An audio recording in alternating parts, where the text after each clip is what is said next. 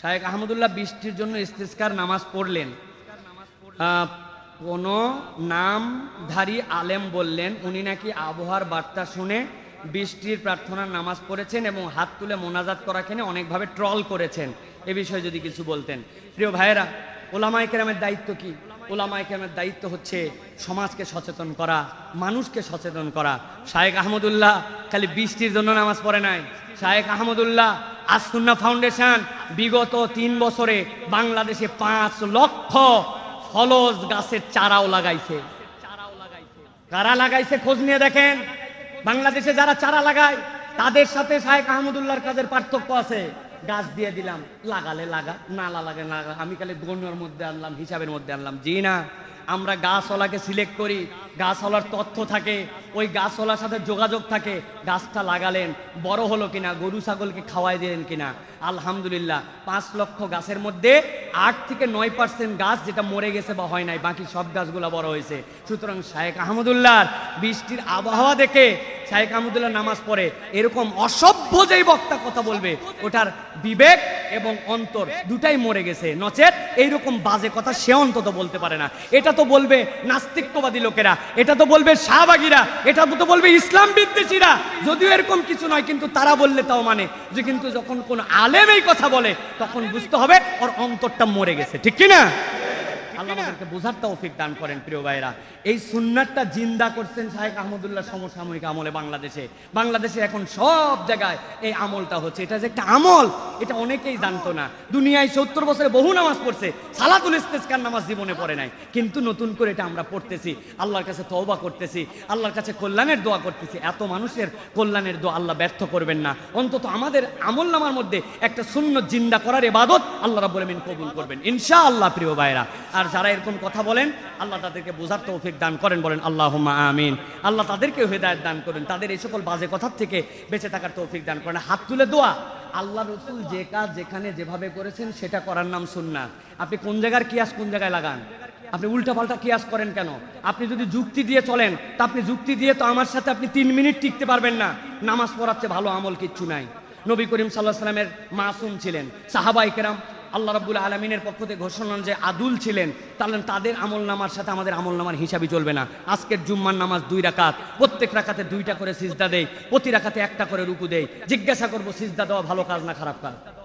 কথা বলেন, সিজদা দেওয়া ভালো কাজ না খারাপ কাজ? তা আমরা আজকে জোহরের নামাজে গুনাহগার, আল্লাহ খাতাকার, আমরা জোহরের নামাজে 4টা সিজদা দেব, ভালো না খারাপ? দিবেন আপনারা? কেন দিবেন না? আপনারাই না বললেন একটু আগে সিজদা দেওয়া ভালো কাজ, নবীজির গুনাহ ছিল না, সাহাবায়ে কেরাম মাসুম, সাহাবায়ে কেরাম আদুল ছিলেন, আপনি 4 সিজদা কেন দিবেন না? বলবেন না নবী যেভাবে করছে ওইভাবে করা লাগবে, আবেগ দেখানো যাবে না। আপনি এই জায়গায় সিজদা হাজার ভালো হওয়ার পরেও আপনি আবেগ দেখায় 4 সিজদা দেন না, তো নবী কোন জায়গায় সম্মিলিত মোনাজাত লাগবে, কোন জায়গায় লাগবে না ওটা দেখাই দিয়ে যান নাই? এখন সালাতুল ইস্তিসকার দোয়া আছে, আপনি সেইটাকে আবার ফরজ নামাজের পরে সেট করেন, অমুক নামাজের পরে সেট করেন। এটা হচ্ছে যাদের মাথার মধ্যে আকল নাই, দিন বুঝে না, খালি আবেগ দিয়ে হই হই করে, এটা হচ্ছে তাদের কথা। যারা দিন ইসলাম বুঝে তারা এরকম কথা বলবে না, ঠিক কিনা? আল্লাহ আমাদেরকে বোঝার তৌফিক দান করুক। শায়েখ আহমদুল্লাহর মতো এরকম আরো আহমদুল্লাহ আমাদের দেশে দান করুক, বলেন আল্লাহুম্মা আমিন।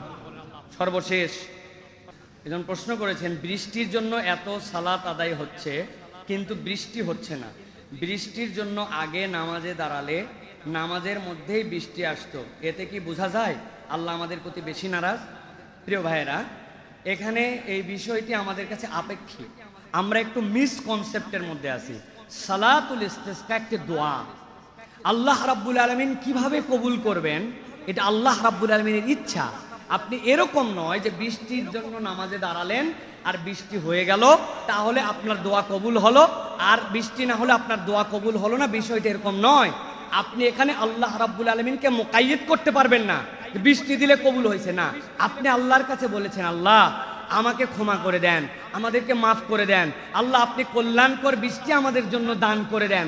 এখন কোন সময় কল্যাণ, কোনটা আমাদের জন্য উপকারী, এটা আল্লাহ রাব্বুল আলামিন জানেন। এই জন্যই না বলছি আল্লাহুম্মা সাইয়্যিবান নাফিয়া, আল্লাহ আপনি আমাকে কল্যাণকর বৃষ্টি দান করেন। আল্লাহুম্মা আগিসনা, হে আল্লাহ আপনি আমাদের জন্য এমন মেঘ দেন যেই মেঘটা আমাদের জন্য কল্যাণকর। এখন কল্যাণের খবর জানে কে? আল্লাহ এখন বান্দা মনে করতেছে না আমি যখন চাইছি তখনই দেওয়া লাগবে। এটা কিন্তু আমাদের জন্য শর্ত নয় প্রিয় ভাইরা।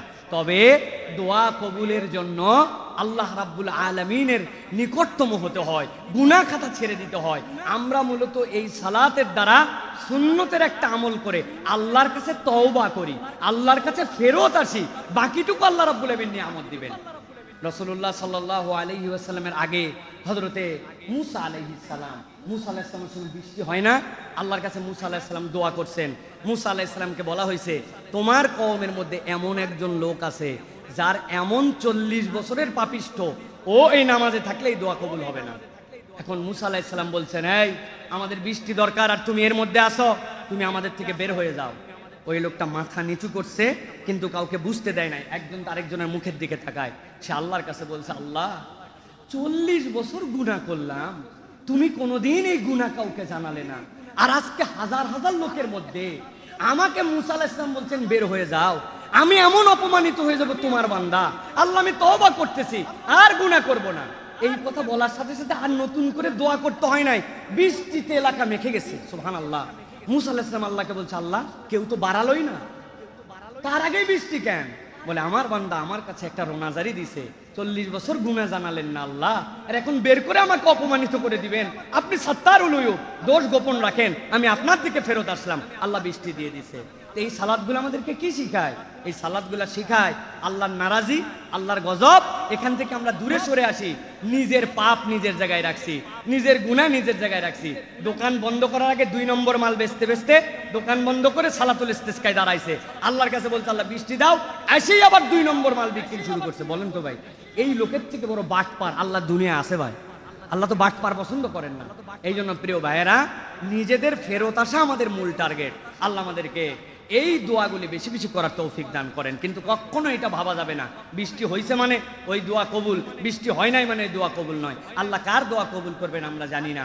আল্লাহ যেন আমাদেরকে তার রহমতের বৃষ্টি দ্বারা আল্লাহর বলেন যেন আমাদের ধরাকে শান্ত করেন। বলেন আল্লাহুম্মা আমিন।